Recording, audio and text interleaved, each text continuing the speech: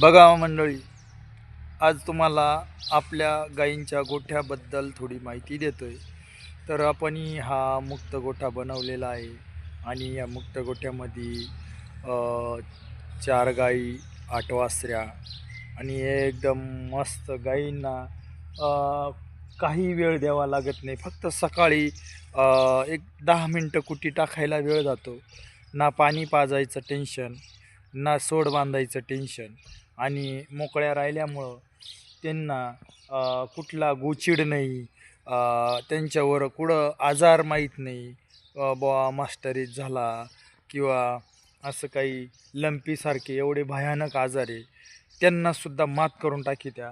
अशा हा मुक्त गोठ्याचा लाभ घेतला पाहिजे.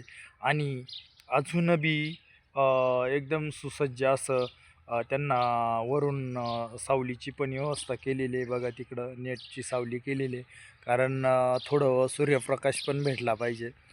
तर अशा प्रकारे जर गोठा बनवला, तिकडं गव्हाण पाण्याची सोय केलेली आहे, तर खूप चांगलं उत्पन्न मिळेल. जर गायींच्या गोठ्याबद्दल थोडंसं दुर्लक्ष जर केलं, तर तुम्हाला उत्पन्न ₹1 मिळणार नाही. बघा, मी चाललो तर गाय पाठीमागे येते. इतका जीव लावला पाहिजे जनावरांना पण. त्यांना चोळलं पाहिजे. थोडंसं त्यांच्यावर पण थोडीशी काय म्हणतो ना, माया माया लावली पाहिजे ना.